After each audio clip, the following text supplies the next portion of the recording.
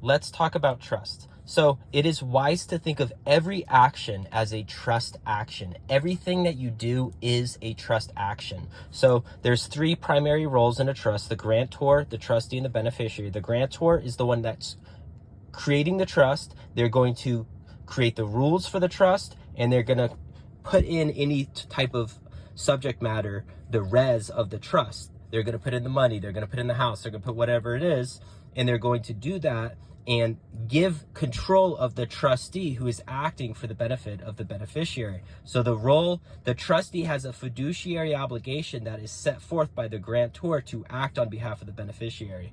So when I say fiduciary obligation, they are mandated, they have to act within that role set forth by the grantor for the beneficiary. So the worldly trust, this is a trust. So your driver's license, for example, is evidence that you are part of this trust. And driving is a trust action. Think of it as a trust action. So if you're driving, the state would be the grantor, you're operating as the trustee, and the beneficiary is going to be the state. That's how this system is currently set up. These roles have been reversed, but that's how everything's being played right now. So yes, you could reverse these roles, but we're not talking about that right now. Right now, the way the system is set up, you're the trustee, the state is the beneficiary. If you're driving your car, it is a trust action, and you have a fiduciary obligation to follow the rules for the benefit of the beneficiary. So here we are in the worldly trust. So the trustee is going to be you, and you're bound and by imposed obligations of the state, the grantor. Over here in the heavenly trust, this is you're considered a divine steward. You're aligned with the truth, aligned with Christ.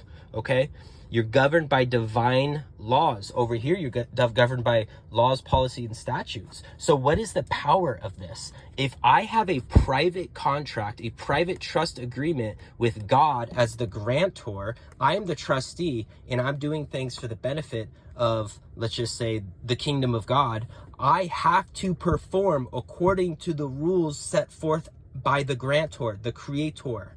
I have to perform. Can anybody stop me from performing as a trustee for this trust? Can anybody stop me from performing that? No, it'd be unlawful for anybody to stop me and say, I cannot engage in a private contract with God, assuming I am not going around hurting anybody, right? Because there's trust laws very high up on the totem pole, but what would be even higher would be universal law, which also is a trust, but universal law, you would say, you could define that as the golden rule: love others as you would love yourself. Be nice to one another. Don't hurt somebody that doesn't want to be hurt. Like, it's that simple. So as long as I am within those confines, which if you're operating under this trust, you have to be, otherwise you're actually not operating under this trust. So as long as you're operating this trust, nobody could interfere with the fiduciary obligation that you have that was set forth by the grantor. So over here, we've got fiduciary obligation. Your obligation as a trustee of the worldly trust is to follow the rules of the state and the financial interests that they have. Over here, the fiduciary obligation is to Christ and the advancement of the kingdom for the goal of establishing the kingdom of heaven on earth. That's your goal. So if I'm in my car and I'm traveling around and somebody pulls me over, I'm operating according to this trust. Unless I hurt somebody and there's a victim, I'm just operating my trust. I'm operating the trust as a trustee, and I am bound by these rules, right? I'm governed by divine law. This is the law set that I am under while operating as the trustee. If I was operating under this trustee, of course these are going to be under me. So when I get pulled over and I show them my driver's license, they automatically know that. Think of the driver's license as your trustee card for the system. You pull that thing out and show it to them, and they say, okay, he's a trustee. He has a fiduciary obligation to go 65 miles an hour on this freeway. Therefore, he didn't do so. Write him a ticket. That is perfectly fair. That makes perfect sense. Over here, if I identify as somebody else, and I don't identify as the trustee over here, but I identify as the trustee of God, then I'm going to have a completely different set of rules that I'm governed by.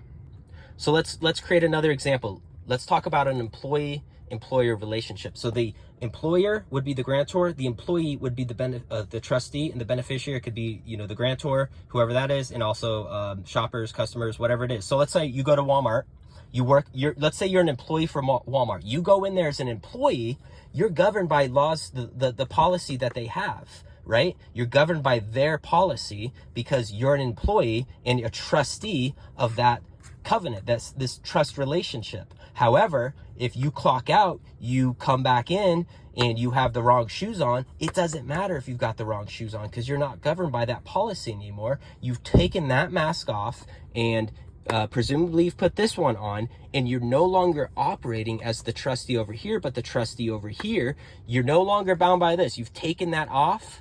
You're now bound by this other law, this other system that you're the trustee for. So different grantor, different creator is going to create a different role and different actions for you to act upon. So I hope this is kind of priming people's minds to the power of saying that I am a trustee of this trust relationship. If you're part of this trust relationship as opposed to this one, you're not bound by all these duties here, right? A Walmart employee is bound by Walmart policy. If you're not a Walmart employee, you're not bound by Walmart policy. A worldly person is bound by the worldly trust, all this stuff. If you're not a worldly person, why would you be bound by this?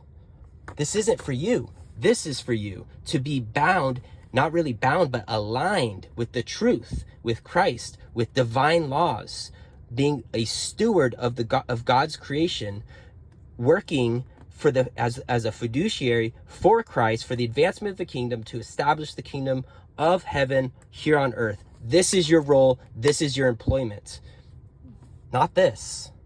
So this is the great transition. This is what we need to transition to, from here to here.